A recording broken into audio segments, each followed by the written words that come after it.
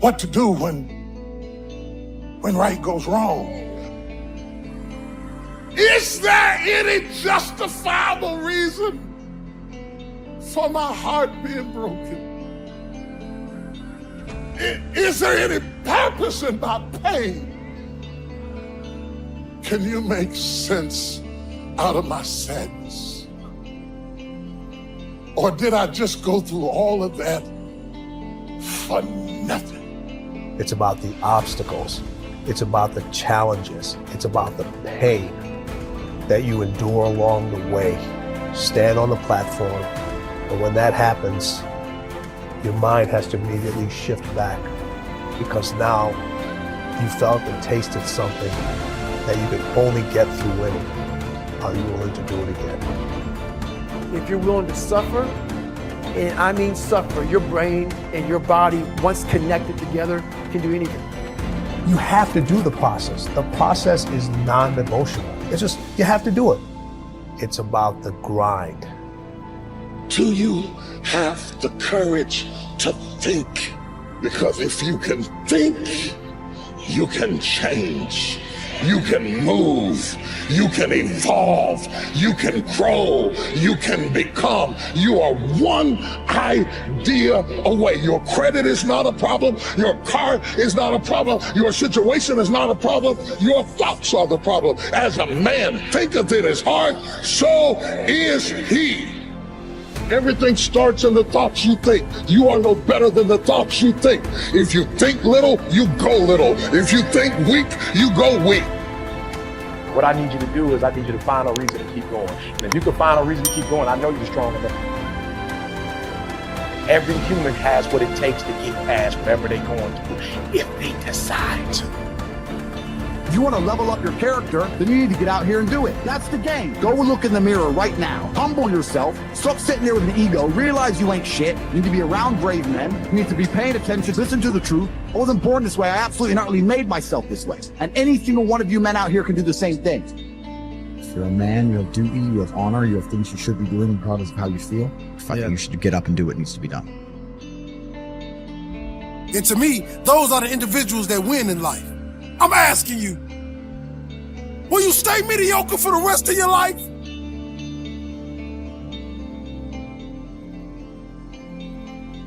Success happens to you not because you desire it, because you earn it. Everybody desires it. It comes only if you're capable of it. You know, we say in yoga, if you keep one eye on the goal, you have only one eye to find your way. That's not a good way to play a game. It's better both your eyes are on the game. The winning the cup and the accolades are things which happen because we play a game well. It's not because we want them, it'll happen. Because we play well, it happens. So it's always best that we keep our eyes, our body, our mind, everything focused on just one thing. That is when a human being functions at his maximum efficiency. If everything is focused in one way, your body, your energy, your mind, everything is organized in just one direction. A person who's going in one direction will go somewhere. A person who's trying to go in 5 different directions will not go anywhere. For one who is seeing this life as a stepping stone for a larger possibility, for him, there is no failure. For one who is looking at the simple events of this life itself as the goal of life, for him, there is failure and success. If you are just seeing this life as a stepping stone for a larger possibility, if you have a good deal, you use that for your well-being. If you have a bad deal, you use that for your well-being. The economy was on the boom when every fool could be successful.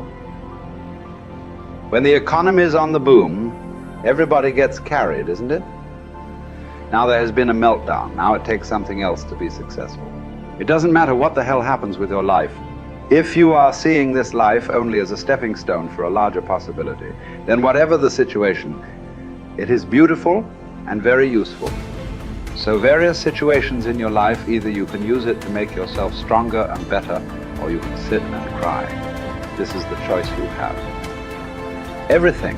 It doesn't matter what happens. The most horrific event happened in your life that also can be used for your growth and your well-being. So the fear of failure. Failure is bad enough. Fear is adding spice to it, isn't it? I'll give you a formula. If you want to know what makes people happy at the most basic level, when your life conditions match your blueprint, when your life conditions are what you're expecting, not your ultimate dream, but when you meet your basic expectations, you're happy. If your life conditions are better than you expected, you're over the moon. If your life conditions don't match your blueprint, your expectations, you have pain. If your life conditions don't match your blueprint and you believe I'm unable to change it, it's something wrong with me, or it's a permanent problem, or it's pervasive, or it's personal, you get into learned helplessness, then you're going to suffer. And so nothing is permanent, not even the body is permanent. Certainly no problem is permanent. Your soul might be the only thing that might be permanent, right?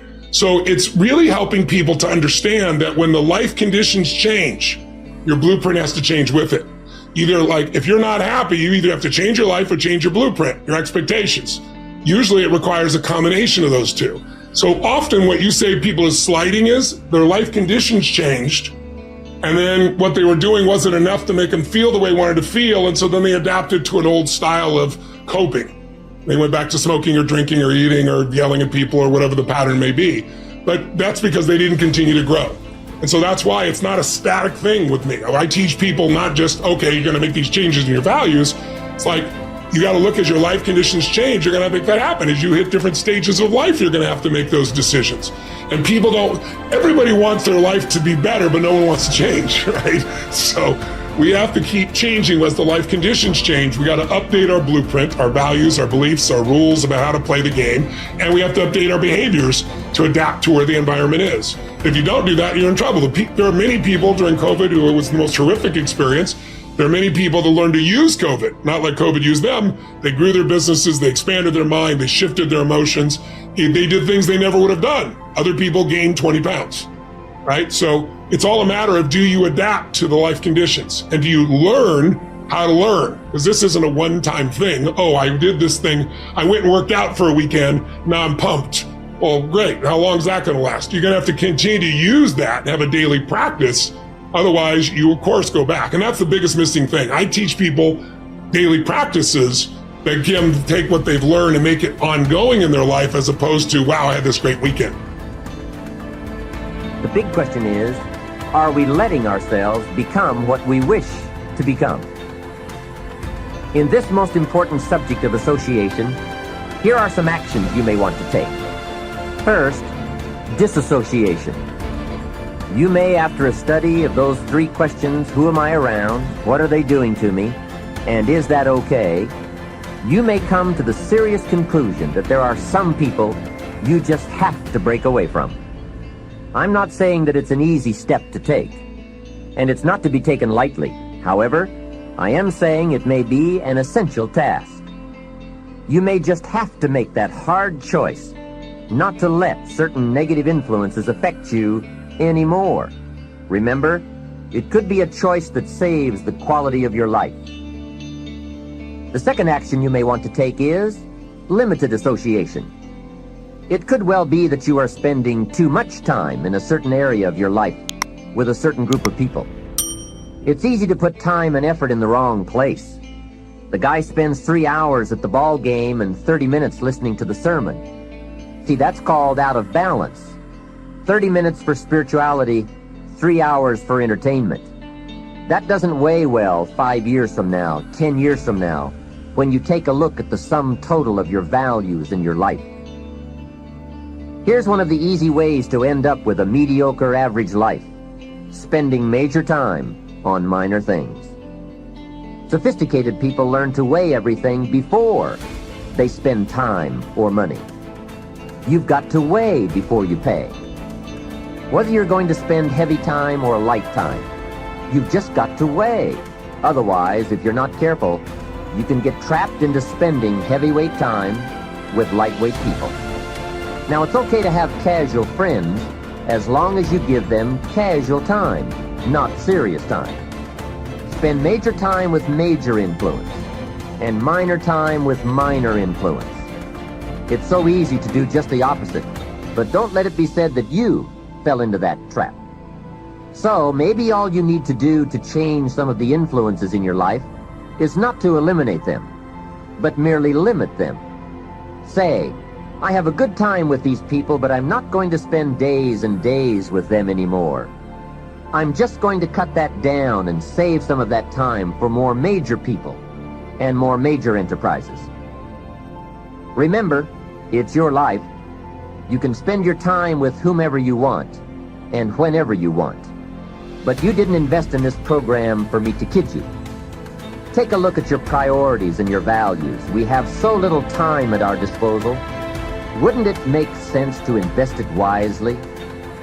If you have only $100 in your pocket, it's okay to spend $20 for fun and put $80 toward your important values and commitments. But would you be happy reversing those percentages?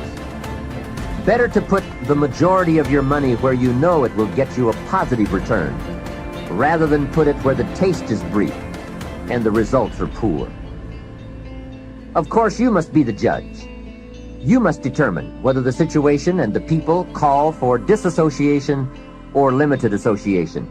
But remember, if it isn't taking you where you want to be 5 years from now, 10 years from now, now is the time to fix it.